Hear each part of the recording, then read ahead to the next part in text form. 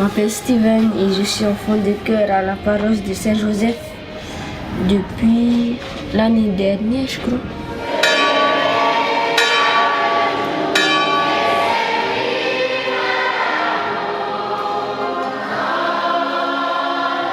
Rien n'est trop beau pour célébrer la messe.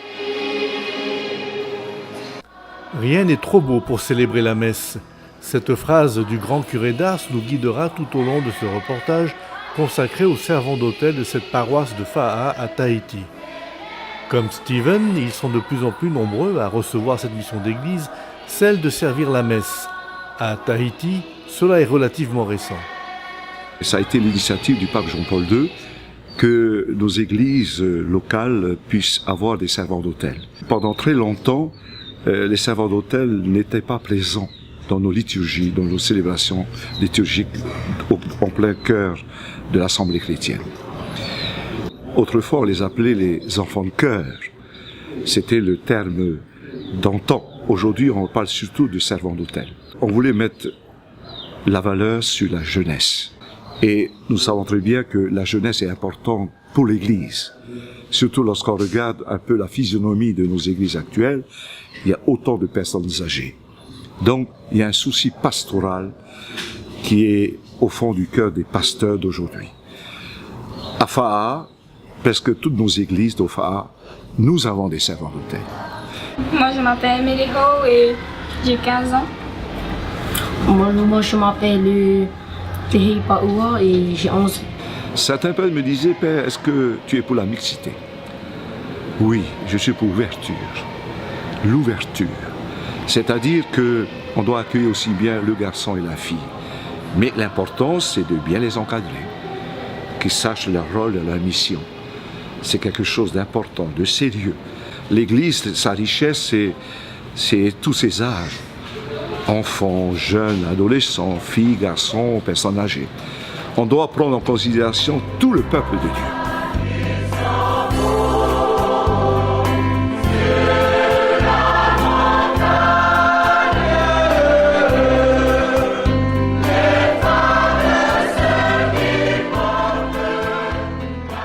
Le nombre de servants d'autel sur Fa'a ne cesse d'augmenter. Pourquoi? Parce qu'on a vu un intérêt chez ces jeunes de servir Jésus, de servir l'Église. Et deuxièmement, on a voulu les mettre aussi en valeur en essayant de développer chez eux des qualités humaines et aussi spirituelles. Et nous sommes arrivés à un point que le nombre de servants d'autel atteint presque une quarantaine. Alors qu'il y a 15 ans, on était autour de 5. Pourquoi ce désir profond chez le jeune de servir Jésus comme servant d'autel? D'abord, la valorisation de ces jeunes. Que l'on puisse les prendre en considération. Ils ont un rôle dans l'Église et il faut leur donner ce rôle. Deuxièmement, il y a aussi ce désir vocationnel. En effet, parmi ces servants d'autel, il y a 3 ou 4 qui vont se préparer à entrer au séminaire. C'est quand même une pépinière pour les vocations. Troisièmement, c'est que cette formation qui est donnée et dispensée à ces servants d'autel essaie de développer chez ces jeunes la fierté, la joie de servir. Et ça, c'est très important, de donner aux jeunes cette joie de servir. Et en même temps, comme vous le savez, pendant très longtemps, c'était surtout des catéchitas, des totukata, des tavini, qui étaient autour du prêtre qui célèbre l'Eucharistie. Alors on a voulu mettre à la fois en valeur les deux visages, visage de jeunesse et aussi, je ne dirais pas de vieillesse, mais des personnes sages. C'est pour donner un peu la physionomie de l'Église actuelle. Les jeunes ont besoin des personnes âgées. Ça exprime tout l'héritage, la mémoire, la sagesse. Et aussi, ces personnes sages ont besoin de la jeunesse. C'est cette jeunesse d'intelligence, cette jeunesse de découverte, d'invention, de création. Voilà un peu la joie du curé que j'éprouve en ce moment depuis presque 7 ans que je suis à Saint-Joseph et à Notre-Dame-de-Grâce. Nous célébrons le jour où le Christ est ressuscité d'entre les morts. Par lui que tu as élevé à ta droite, Dieu notre Père te prie. Sanctifie ses offrandes. Le monde le plus important, c'est quand sonne le carillon. C'est quand le prêtre fait le pain en corps du Christ et le vin en sang du Christ. Alors, qui a eu l'idée qu'il soit servant d'hôtel? C'est la paroisse ou c'est vous? C'est lui-même qui a formulé le désir de vouloir être servant d'hôtel. Il a demandé au cours d'un déjeuner avec Père François et Père David Liutam. Eh ben, c'est un enfant comme tout le monde, qui fait des bêtises parfois, mais c'est vrai qu'il a une particularité. Ça, je le dis parce que je suis sa maman. Il a une dévotion particulière pour Maman Marie. Et il aime la prière. Depuis petit, il aime prier. Comme toute maman, de voir son enfant vivre pleinement, quotidiennement cette vie. Chaque fois quand il me partage des choses sur la vie, qu'il me pose des questions, je lui ramène toujours vers la vie du Christ. Comme quoi, dans la vie, ce n'est pas aussi facile, mais qu'une chose est sûre, c'est la plus belle des choses, c'est de s'accrocher au Christ. D'où il a cette joie de servir le Christ dans sa vie quotidienne, en paroisse, en famille et dans sa vie de tous les jours, comme à l'école. Tous les jours, on se bénit et commence sa journée toujours avec la prière. On termine notre journée en famille par la prière, comme d'habitude.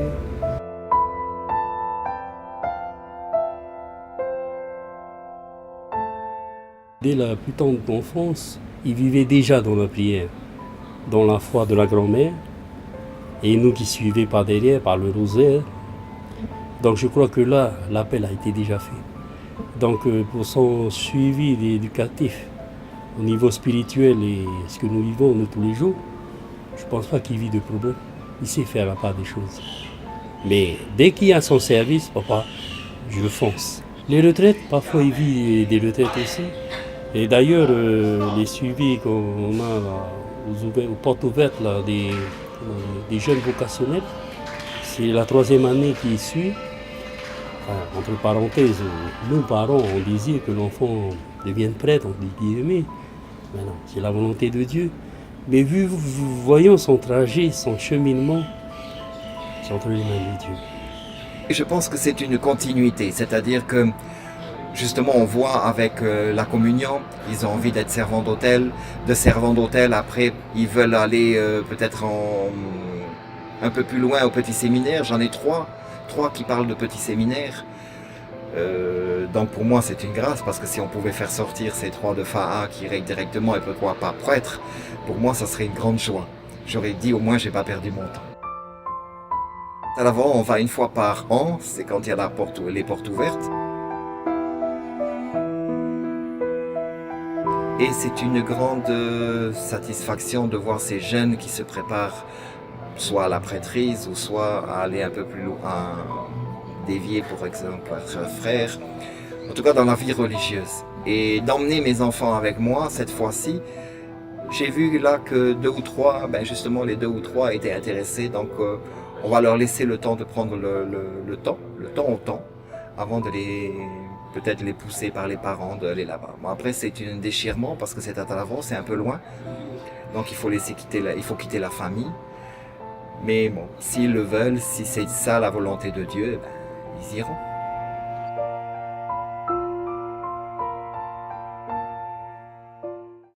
Avant que ces jeunes deviennent des servants d'hôtel, ils ont aussi des cours préparatoires. C'est-à-dire, on est 2 à 3 personnes qui sont chargées de donner des cours sur la liturgie, sur les rites, sur les sacrements, sur les comportements à avoir pour être un bon servant d'hôtel.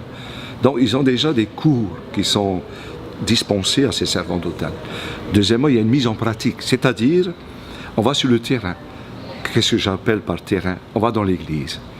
Et puis, on les apprend tous les objets liturgiques. L'autel, le sens de l'autel, le crucifix, le lieu, le baptistère. Tous les objets qui sont dans l'église, les servants d'hôtel sont appelés à les comprendre, à les connaître, à les assimiler. Et troisièmement, ils ont des tests, des examens. C'est pour savoir s'ils savent ce que c'est qu'un ciboire, qu'est-ce que c'est qu'un ostensoir.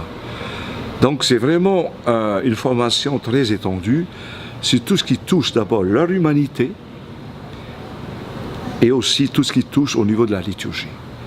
Et en même temps, on implique leurs parents, parce que c'est important, parce que ces enfants sont issus des familles. Donc le père, le prêtre et l'équipe de encadrement ne peuvent pas faire sans l'assentiment des parents. Et parfois les parents assistent à des rencontres pour que les parents voient que leurs enfants s'épanouissent et sont heureux. Alors ici à Saint-Joseph, sur qui tu peux compter pour l'encadrement? Parce que c'est important, tu disais. Oui. Bon, depuis déjà 3 ans, j'avais quelqu'un qui vit sur Fa'a, mais qui a beaucoup œuvré dans la paroisse du Sacré-Cœur d'Arouet. C'est la personne de Martinez Christophe. C'est lui un peu qui a été l'élément, je dirais, l'instigateur, qui a pris l'initiative. C'est sur lui que je m'appuie beaucoup. D'abord, c'est quelqu'un qui aime les jeunes, qui est apprécié par les jeunes, c'est important. Hein? Et en même temps, c'est toujours quelqu'un qui a le souci d'accompagner ces jeunes pour qu'ils soient heureux dans le ministère qu'ils ont à exercer, c'est-à-dire des servants d'hôtel. Et puis autour de lui, il y a toujours une équipe, un prêtre, un diacre, qui sont là un peu comme les garde-fous, et qui sont là pour leur donner un peu la direction à prendre, et on travaille avec toutes ces personnes concernées dans un même but, servir. Mais servir avec autant de joie et de bonheur. Alors pour commencer, ça a été très dur parce que bon, j'avais déjà été servant d'hôtel, responsable des servants d'hôtel à Talavant, du temps de Père Léon. Ensuite, bon, je suis resté 20 ans sans pratiquer vraiment.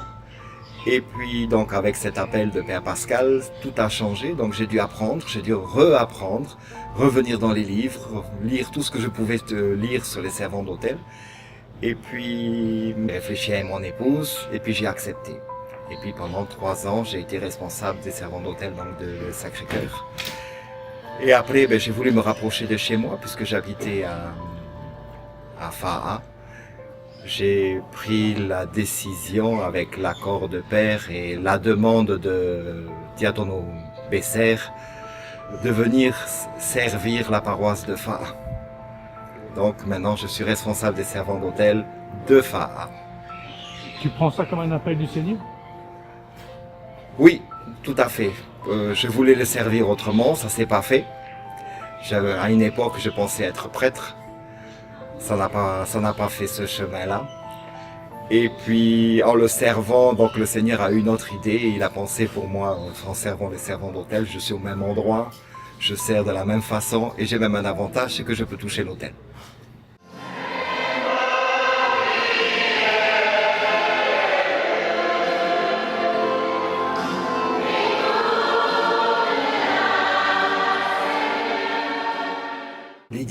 Les difficultés sont grandes parce qu'il faut être là tout le temps. Il faut surveiller tout ce qui se passe. Il faut être à l'affût de tout. Il faut ne pas oublier si les Tavini ou les Ketrita ont oublié quelque chose, il faut vite réagir. Il faut être aussi à l'affût des désirs du prêtre. Aussi de voir si les enfants sont tous là, s'ils seront là, parce que là aussi c'est un gros problème. On peut prévoir 10 enfants et puis il y en a 3 qui arrivent ou des fois 1. Donc il faut pas paniquer et continuer la cérémonie. C'est assez, comment je pourrais dire, éprouvant mentalement. Quand la cérémonie est finie, c'est fini, tout est relâché. Mais avant la cérémonie, c'est stressant. Il faut que tout se passe bien, il ne faut pas qu'il y ait un qui va à gauche quand on doit aller à droite, il ne faut pas qu'on a oublié une bougie par exemple si c'est le baptême, ou il ne faut pas qu'on ait oublié une patène au moment de la communion. Il faut que tout soit prêt, il faut que tout soit en place. Et je vais citer une parole que disait le père Jean-Marie Vianney. Rien n'est trop beau pour célébrer la messe. Et j'ai toujours cette phrase depuis que je l'ai entendue quand je suis parti en pèlerinage avec Père Pascal, donc et les servants d'hôtel de Arouet. Quand on est arrivé dans cette paroisse et qu'on a vu le Père Jean-Marie allongé dans son cercueil de verre, Et qu'on nous a dit cette phrase, j'ai dit, ah, c'est un bon emblème, rien n'est trop beau pour servir la messe. Ça veut tout dire.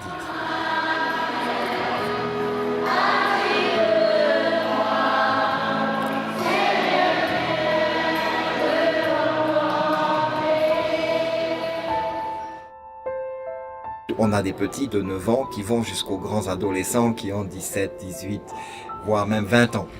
Donc on ne parle pas la même chose et de la même façon à quelqu'un qui est adulte ou semi-adulte ou un ado révolté qu'avec un petit qui vient de faire sa communion de 9 ans. Donc il faut savoir être un peu diplomate, avoir un peu de diplomatie et surtout beaucoup de patience.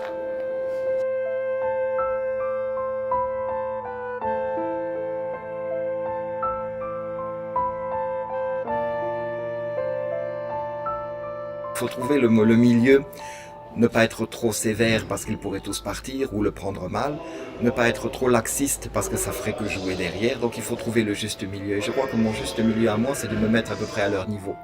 C'est-à-dire que de temps en temps, je souris ou je lance des blagues. Et je crois que c'est ce qui a fait que notre équipe est forte, parce que justement, je me suis mis à leur niveau.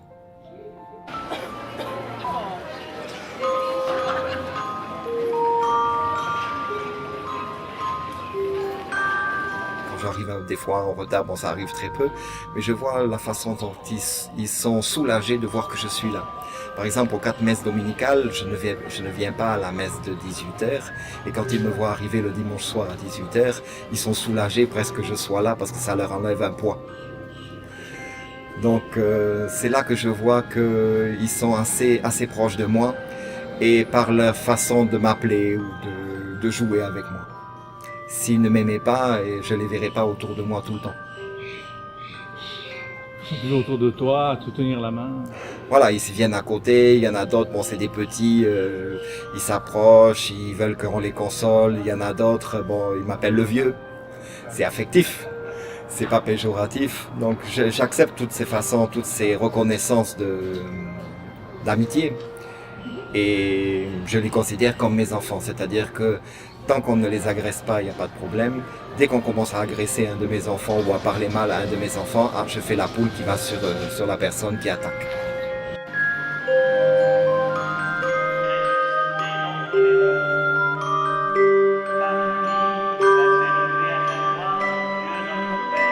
Et je crois que ma plus grande joie, c'est de voir le sourire sur ses enfants.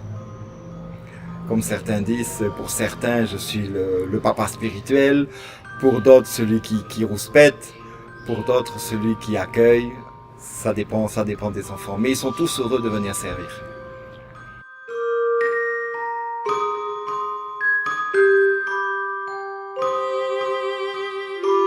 J'aime les cérémonies, j'aime que tout soit parfait, j'aime que tout... Et les enfants le voient bien, et les enfants m'accompagnent dans ce chemin-là. Maintenant, ils commencent à me demander, ah, on a oublié ça, ah, on doit faire ceci ou on doit faire cela. L'Église a besoin de montrer autre chose qu'on ne doit pas venir à la main simplement pour se lever, s'asseoir, prendre sa communion et partir.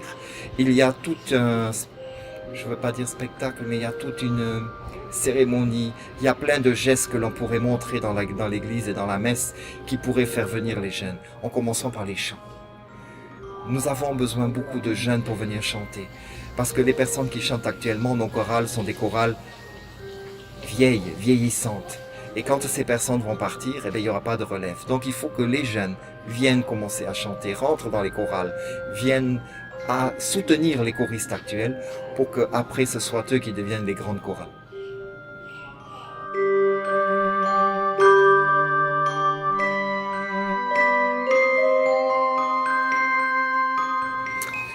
Il ne faut surtout pas les pousser. Beaucoup d'églises se sont vidées parce que les parents ont poussé les enfants à venir à la messe tout le temps. Quand ils ont fait leur confirmation, ils ont dit « Roti, fini ». Et je crois que c'est là qu'on a vidé nos églises. Il faut trouver un juste milieu. Il ne faut pas les obliger, mais il faut quand même leur montrer que c'est cet endroit-là qu'il faut se rencontrer en famille. Je vois que Père disait l'autre jour au CPP que c'est dur. C'est dur parce que dans nos servants d'hôtel, on devrait retrouver d'abord en priorité, et dans nos groupes de jeunes, tous nos enfants. Nous, les catéchitas, les tavini, les responsables des servants d'hôtel, on devrait avoir nos propres enfants d'abord dedans. ce qui n'est pas le cas, ce qui veut dire qu'ils ont été peut-être trop mis quand ils étaient jeunes et qu'ils sont partis. Ou alors, on voit d'autres qui, au contraire, se rapprochent de l'Église parce qu'eux ne connaissent pas. Et ce sont ces gens-là qu'il faut attraper, ce sont ces gens-là qu'il faut conseiller. Il faut pas oublier les autres qui sont partis, mais il faut déjà accueillir. Je crois que l'Église catholique a une mission d'accueillir ces enfants, accueillir ces jeunes. Et par tous les mouvements que nous avons, que ce soit chez les servants d'hôtel, que ce soit chez le groupe de jeunes, que ce soit dans la chorale, que ce soit catéchiste, il faut accueillir nos jeunes. Il ne faut pas, même avec leurs défauts, il faut quand même les laisser venir. Enfin, ces servants d'hôtel qui sont à FAA ont des projets. Ces projets sont nombreux parce que d'abord on veut rénover, on veut apporter de nouveaux vêtements, des aubes, c'est-à-dire tout ce qui est accoutrement liturgique. Et ça c'est important. C'est pour cela qu'ils sont en train de préparer un avant-première sur un film intitulé La Résurrection.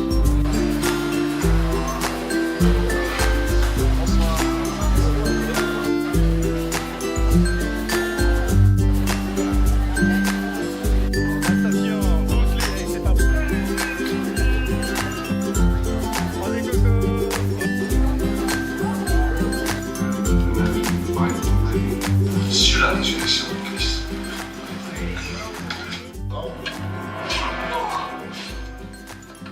Et puis un autre projet important, c'est on aimerait faire une rencontre avec tous les servants d'hôtel du diocèse. Peut-être ils sont au nombre de 300.